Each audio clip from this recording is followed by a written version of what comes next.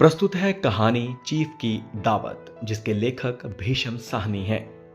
आज मिस्टर श्यामनाथ के घर चीफ की दावत थी। श्यामनाथ और उनकी धर्मपत्नी को पसीना पोंछने की फुर्सत ना थी। पत्नी ड्रेसिंग गाउन पहने, उलझे हुए बालों का जूड़ा बनाए, मुंह पर फैली हुई सुर्खी और पाउडर को मले, और मिस्टर श्यामनाथ सिगरेट पर सिगरेट फूंकते हुए चीजों की फहरिस्त हाथ में थामे एक कमरे से दूसरे कमरे में आ जा रहे थे। आखिर 5 बजते बजते तैयारी मुकम्मल होने लगी। कुर्सियां, मेज, तिपाइयां, नैपकिन, फूल सब बरामदे में पहुंच गए। ड्रिंक का इंतजाम बैठक में कर दिया गया।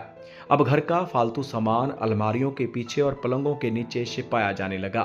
तभी श्यामनाथ के सामने सहसा एक अड़चन खड़ी हो गई। मां का क्या होगा? इस बात की ओर ना उनका और ना ही उनकी कुशल गृहिणी का ध्यान गया। मिस्टर श्यामनाथ श्रीमती की ओर घूमकर अंग्रेजी में बोले, मां का क्या होगा? श्रीमती काम करते करते ठहर गई और थोड़ी देर तक सोचने के बाद बोली, इन्हें पिछवाड़े इनकी सहेली के घर भेज दो। रात भर बेशक वहीं रहें और कल वापस आ जाएं। श्यामनाथ सिगरेट मुंह में रखे सिकुड़ी आंखों से श्रीमती के चेहरे की ओर देखते हुए पल भर सोचते रहे। फिर सिर हिलाकर बोले, नहीं, मैं नहीं चाहता कि उस बुढ़िया का आना जाना फिर से शुरू हो। पहले ही बड़ी मुश्किल से बंद किया था। माँ से कहें कि जल्दी ही खाना खा लें और शाम को ही अपनी कोठड़ी में चली जाएं। मेहमान कहीं 8 बजे आएंगे, इससे पहले ही वे अपने काम से निपट लें।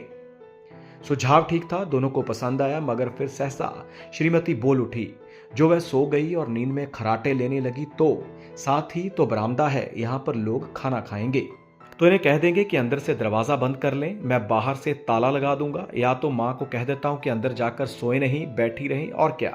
और अगर वह सो गई तो डिनर का क्या मालूम कब तक चले, 11-11 बजे तक तो तुम ड्रिंक ही करते रहते हो। श्यामनाथ कुछ खींच उठे और हाथ झटकते हुए बोले, अच्छी भली ये भाई के पास जा रही थी, तुमने यूं ही खुद अच्छा बनने के लिए बीच में टांग अड़ा दी।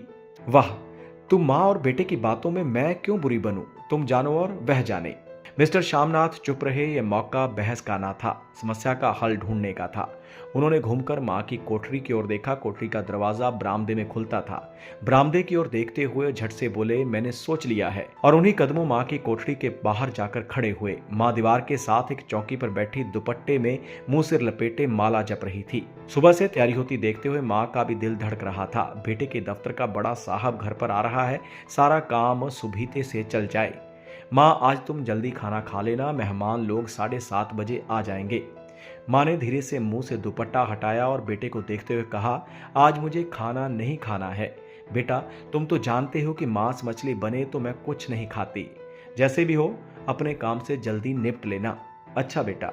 और माँ, हम लोग पहले बैठक में बैठेंगे, उतनी देर तुम यहाँ बरामदे में बैठना, फिर जब हम यहाँ आ जाएं तो तुम गुस्ल खाने के रास्ते बैठक में चली जाना। माँ अवाक बेटे का चेहरा देखने लगी, फिर धीरे से बोली, अच्छा बेटा। और माँ, आज जल्दी सो नहीं जाना, तुम्हारे खराटों की आवाज दूर तक जाती है। माँ लज्जित सी आवाज में बोली, क्या करूं बेटा, मेरे बस की बात नहीं है। जब से बीमारी से उठी हूं, नाक से सांस नहीं ले सकती। मिस्टर श्यामनाथ ने इंतजाम तो कर दिया, फिर भी उनकी उधेड़ बुन खत्म नहीं हुई। जो चीफ अचानक उधर आ निकला तो 8-10 मेहमान होंगे, देसी अफसर, उनकी स्त्रियां होंगी, कोई भी गुस्ल खाने की तरफ जा सकता है। क्षोभ और क्रोध से वह झुंझलाने लगे। एक कुर्सी को उठाकर बरामदे में कोठरी के बाहर रखते हुए बोले, आओ माँ, इस पर जरा बैठो तो। माँ माला संभालती पल्ला ठीक करती उठी और धीरे से कुर्सी पर आकर बैठ गई। यूं नहीं माँ, टांगे ऊपर चढ़ाकर नहीं बैठते, ये खाट नहीं है। माँ ने टांगे नीचे उतार ली। और खुदा के वास्ते नंगे पांव नहीं घूमना और ना ही खड़ाऊ पहनकर सामने आना। किसी दिन तुम्हारी ये खड़ाऊ उठाकर मैं बाहर फेंक दूंगा। माँ चुप रही। कपड़े कौन से पहनोगी माँ? जो है वही पहनूंगी बेटा, जो कहो पहन लूं। मिस्टर श्यामनाथ सिगरेट मुंह में रखे फिर अधखुली आंखों से माँ की ओर देखने लगे और माँ के कपड़ों की सोचने लगे। श्यामनाथ हर बात में तरतीब चाहते थे। घर का सब संचालन उनके हाथ में था। खूंटियां कमरों में कहाँ लगाई जाएं, बिस्तर कहाँ पर बिछे, किस रंग के पर्दे लगाए जाएं, श्रीमती कौन सी साड़ी पहने, मेज किस साइज की हो। श्यामनाथ को चिंता थी कि अगर चीफ का साक्षात माँ से हो गया तो कहीं लज्जित ना होना पड़े। माँ को सिर से पांव तक देखते हुए बोले, तुम सफेद कमीज और सफेद सलवार पहन लो माँ, पहन के आओ जरा देखूं। माँ धीरे से उठी और अपनी कोठरी में कपड़े पहनने चली गई। माँ का झमेला ही रहेगा। उन्होंने फिर अंग्रेजी में स्त्री से कहा, कोई ढंग की बात हो तो कोई कहे, अगर कहीं कोई उल्टी सीधी बात हो गई, चीफ को बुरा लगा तो सारा मजा जाता रहेगा। माँ सफेद कमीज और सफेद सलवार पहनकर बाहर निकली। छोटा सा कद, सफेद कपड़ों में लिपटा छोटा सा सूखा हुआ शरीर, धुंधली आंखें, केवल सिर के आधे झड़े हुए बाल ही पल्ले की ओट में छिप पाए थे। पहले से कुछ ही कम क्रूप नजर आ रही थी। चलो ठीक है, कोई चूड़ियां वूड़ियां हो तो वह भी पहन लो, कोई हर्ज नहीं है। चूड़ियां कहाँ से लाऊं बेटा, तुम तो जानते हो कि सब जेवर तुम्हारी पढ़ाई में बिक गए। यह वाक्य श्यामनाथ को तीर की तरह लगा। तिनक कर बोले, यह कौन सा राग छेड़ दिया माँ, सीधा कह दो नहीं है जेवर, बस। इससे पढ़ाई वढ़ाई का क्या ताल्लुक है? जो जेवर बिका तो कुछ बनकर ही आया हूं, निरा लंडूरा तो नहीं लौट आया। जितना दिया था उससे दुगना ले लेना। मेरी जीभ जल जाए बेटा, तुमसे जेवर लूंगी? मेरे मुंह से तो यूं ही निकल गया, जो होते तो लाख बार पहनती।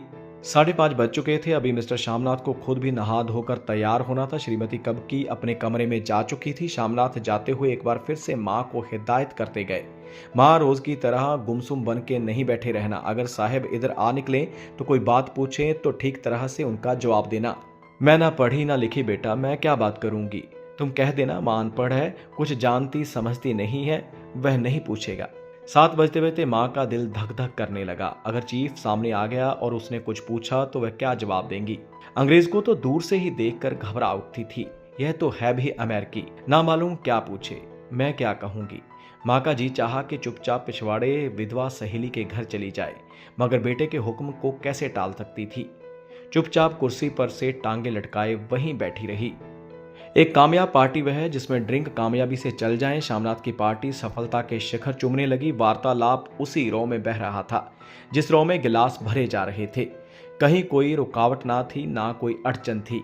साहब को विस्की पसंद आई थी, मेम साहब को पर्दे पसंद आए थे, सोफा कवर का डिजाइन पसंद आया था, कमरे की सजावट पसंद आई थी। इससे बढ़कर क्या चाहिए था? साहब तो ड्रिंक के दूसरे दौर में ही चुटकुले और कहानियां कहने लगे थे।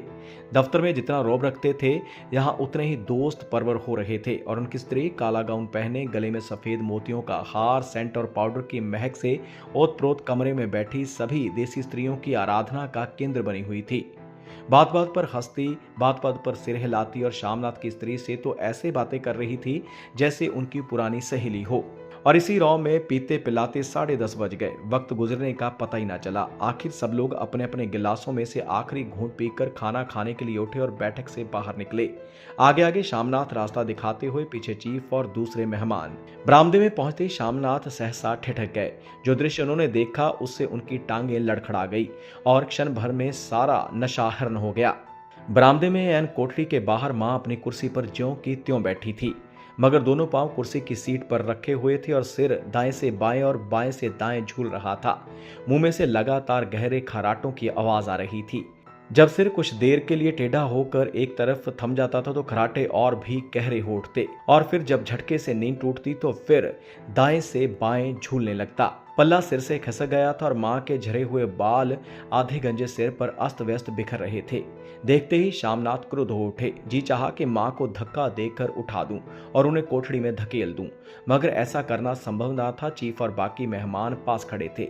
मां को देखते ही देसी अफसरों की कुछ स्त्रियां हंस दी और इतने में चीफ ने धीरे से कहा, पुअर डियर।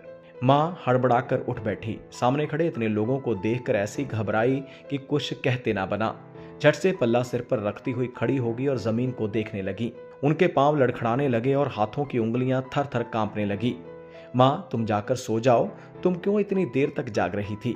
और खिसियाई हुई नजरों से श्यामनाथ चीफ के मुंह की ओर देखने लगे। चीफ के चेहरे पर मुस्कुराहट थी। वह वहीं खड़े खड़े बोले, नमस्ते। मां ने झिझकते हुए अपने सिमटते हुए दोनों हाथ जोड़े, मगर एक हाथ दुपट्टे के अंदर माला को पकड़े हुए था, दूसरा बाहर। ठीक तरह से नमस्ते भी ना कर पाई। श्यामनाथ इस पर भी खिन्न हो उठे। इतने में चीफ ने अपना दायां हाथ मिलाने के लिए मां के आगे किया। मां और भी घबरा उठी। मां, हाथ मिलाओ। पर हाथ कैसे मिलाती? दाएं हाथ में माला थी। घबराहट में मां ने बायां हाथ ही साहब के दाएं हाथ में रख दिया। श्यामनाथ दिल ही दिल में जल उठे। देसी अफसरों की स्त्रियां खिलखिलाकर हंस पड़ी। यूं नहीं मां, तुम तो जानती हो दायां हाथ मिलाया जाता है, दायां हाथ मिलाओ। मगर तब तक चीफ मां का बायां हाथ ही बार बार हिलाकर कह रहे थे, हाउ डू यू डू। कहो मां, मैं ठीक हूं, खैरियत से हूं। मां कुछ बड़बड़ाई। मां कहती है, मैं ठीक हूं। कहो मां, हाउ डू यू डू। मां धीरे से बोली, हो डू डू। एक बार फिर कह खा उठा। वातावरण हल्का होने लगा। साहब ने स्थिति संभाल ली थी। लोग हंसने और चहकने लगे। शामनाथ के मन का क्षोभ भी कुछ कुछ कम होने लगा। साहब अपने हाथ में माँ का हाथ अब भी पकड़े हुए थे और माँ सिकुड़ी जा रही थी। साहब के मुंह से शराब की बू आ रही थी। शामनाथ अंग्रेजी में बोले, मेरी माँ गांव की रहने वाली है, उम्र भर गांव में रही है, इसलिए आपसे लज्जाती है। साहब इस पर खुश नजर आए। बोले, सच? मुझे गांव के लोग बहुत पसंद हैं। तब तो तुम्हारी माँ गांव के गीत और नाच भी जानती होंगी। चीफ खुशी से सिर हिलाते हुए माँ को टकटकी बांधे देखने लगे। माँ कहते हैं, कोई गाना सुनाओ, कोई पुराना गीत, तुम्हें तो कितने ही याद होंगे। माँ धीरे से बोली, मैं क्या गाऊंगी बेटा, मैंने कब गाया है। वाह माँ, मेहमान का कहा भी कोई टालता है। साहब ने इतना रीस से कहा है, नहीं गाओगी तो साहब बुरा मानेंगे। मैं क्या गाऊं बेटा, मुझे क्या आता है। वाह, कोई बढ़िया टप्पे सुना दो, 2 पत्तर अनारा दे। देसी अफसर और उनकी स्त्रियों ने इस सुझाव पर तालियां पीटी। माँ कभी दीन दृष्टि से बेटे के चेहरे को देखती और कभी पास खड़ी बहू के चेहरे को। इतने में बेटे ने गंभीर आदेश भरे लिहाज में कहा, माँ। इसके बाद हाँ या ना का तो सवाल ही नहीं उठता था। माँ बैठ गई और क्षीण दुर्बल लर्जती आवाज में एक पुराना विवाह का गीत गाने लगी। हरियाणी माए हरियाणी भैणे हरियाते भागी पर्याय। देसी स्त्रियां खिलखिला के हंस उठी। 3 पंक्तियां गा के माँ चुप हो गई। बरामदा तालियों से गूंज उठा। साहिब तालियां पीटना बंद ही ना करते थे। शामनाथ की खींच प्रसन्नता और गर्व में बदल उठी। माँ ने पार्टी में नया रंग भर दिया था। तालियां थमने पर साहिब बोले, पंजाब के गांव की दस्तकारी क्या है। शामनाथ खुशी में झूम उठे। बोले, ओ बहुत कुछ साहब, मैं आपको एक सेट उन चीज़ों का भेंट करूंगा, आप उन्हें देखकर खुश होंगे। मगर साहब ने सिर हिलाकर अंग्रेजी में फिर पूछा, नहीं, मैं दुकानों की चीज़ नहीं मांगता। पंजाबियों के घरों में क्या बनता है, औरतें खुद क्या बनाती हैं। शामनाथ कुछ सोचते हुए बोले, लड़कियां गुड़िया बनाती हैं और फुलकारियां बनाती हैं। फुलकारी क्या? शामनाथ फुलकारी का मतलब समझाने की असफल चेष्टा करने के बाद माँ से बोले, क्यों माँ, कोई पुरानी फुलकारी घर में है। माँ चुपचाप अंदर गई और अपनी फुलकारी उठा लाई। साहब बड़ी रुचि से फुलकारी को देखने लगे। पुरानी फुलकारी थी, जगह जगह से उसके तागे टूट चुके थे और कपड़ा फटने लगा था। साहब की रुचि को देखकर शामनाथ बोले, यह फटी हुई है साहब, मैं आपको नई बनवा दूंगा। माँ बना देगी। क्यों माँ, साहब को फुलकारी बहुत पसंद है, इन्हें ऐसी ही फुलकारी बना दोगी ना। माँ चुप रही, फिर डरते डरते धीरे से बोली, अब मेरी नजर कहाँ है बेटा, बूढ़ी आंखें क्या देखेंगी। मगर माँ का वाक्य बीच में ही तोड़ते हुए शामनाथ साहिब को बोले, वह जरूर बना देंगी, आप उसे देखकर खुश होंगे। साहिब ने सिर हिलाया, धन्यवाद किया और हल्के हल्के झूमते हुए आगे की ओर बढ़ गए। बाकी मेहमान भी उनके पीछे पीछे ही हो लिए। जब मेहमान बैठ गए और माँ पर से सबकी आंखें हट गई तो माँ धीरे से कुर्सी पर से उठी और सबसे नजरें बचाती हुई अपनी कोठड़ी में चली गई। मगर कोठड़ी में बैठने की देर थी कि आंखों में छल छल आंसू बहने लगे। वह दुपट्टे से बार बार उन्हें पहुंचती, पर वह बार बार उमड़ आते, जैसे बरसों का बांध तोड़कर उमड़ आए हों। माँ ने दिल को समझाया, हाथ जोड़े, भगवान का नाम लिया, बेटे के चिरायु होने की प्रार्थना की, बार बार आंखें बंद की, मगर आंसू बरसात के पानी की तरह जैसे थमने में ही ना आते थे। आधी रात का वक्त होगा। मेहमान खाना खाकर एक एक करके जा चुके थे। माँ दीवार से सटकर बैठी, आंखें फाड़े दीवार को देखे जा रही थी। केवल रसोई में प्लेटों के खनकने की आवाज आ रही थी। तभी सहसा माँ की कोठरी का दरवाजा जोर से खटकने लगा। माँ, दरवाजा खोलो। माँ का दिल बैठ गया, हड़बड़ा कर उठ बैठी। क्या मुझसे फिर कोई भूल हो गई? माँ कितनी देर से अपने आप को कोस रही थी कि क्यों उन्हें नींद आ गई, क्यों वह ऊँघने लगी। क्या बेटे ने अभी तक क्षमा नहीं किया होगा? माँ उठी और कांपते हाथों से दरवाजा खोल दिया। दरवाजा खुलते ही शामनाथ झूमते हुए आगे बढ़े और माँ को आलिंगन में भर लिया। ओ अम्मी, तुमने तो आज रंग ला दिया। साहब तुमसे इतना खुश हुआ कि क्या कहूँ। ओ अम्मी, हो अम्मी।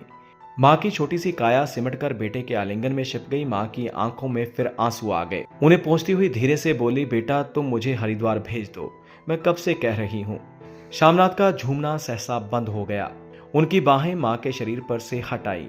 क्या कहा माँ, यह कौन सा राग तुमने फिर छेड़ दिया। शामनाथ का क्रोध बढ़ने लगा। बोलते गए, तुम मुझे बदनाम करना चाहती हो ताकि दुनिया कहे कि बेटा माँ को अपने पास नहीं रख सकता। नहीं बेटा, अब तुम अपनी बहू के साथ जैसा मन चाहे रहो। मैंने अपना खा पहन लिया है, अब यहाँ क्या करूंगी। जो थोड़े दिन जिंदगानी के बाकी हैं, भगवान का नाम लूंगी। तुम मुझे हरिद्वार भेज दो। तुम चली जाओगी तो फुलकारी कौन बनाएगा? साहब से तुम्हारे सामने ही फुलकारी देने का इकरार किया है। मेरी आंखें अब नहीं है बेटा जो फुलकारी बना सकूं। तुम कहीं और से बनवा लो, बनी बनाई ले लो। माँ, तुम मुझे धोखा देके यूं चली जाओगी, मेरा बनता काम बिगाड़ोगी। जानती नहीं साहब खुश होगा तो मुझे तरक्की मिलेगी। माँ चुप हो गई और बेटे के मुंह की तरफ देखती हुई बोली, क्या तेरी तरक्की होगी? साहब तेरी तरक्की कर देगा। क्या उसने कुछ कहा है? कहा नहीं, मगर देखती नहीं कितना खुश गया है। कहता था जब तेरी माँ फुलकारी बनाना शुरू करेगी तो मैं देखने आऊंगा कि कैसे बनती है। जो साहब खुश हो गया तो मुझे इससे बड़ी नौकरी भी मिल सकती है, मैं बड़ा अफसर बन सकता हूँ। माँ के चेहरे पर रंग बदलने लगा। धीरे धीरे उनका झुर्रियों भरा मुंह खिलने लगा, आंखों में हल्की हल्की चमक आने लगी। तो तेरी तरक्की होगी बेटा, तरक्की यूं ही हो जाएगी। साहिब को खुश रखूंगा तो कुछ करेगा, वरना उसकी खिदमत करने वाले और थोड़े हैं। तो मैं बना दूंगी बेटा, जैसे बन पड़ेगा मैं बना दूंगी। और माँ दिल ही दिल में फिर बेटे के उज्जवल भविष्य की कामनाएं करने लगी। और मिस्टर श्यामनाथ अब सो जाओ माँ कहते हुए तनिक लड़खड़ाते हुए अपने कमरे की ओर घूम गए। उम्मीद है आपको यह कहानी पसंद आई होगी।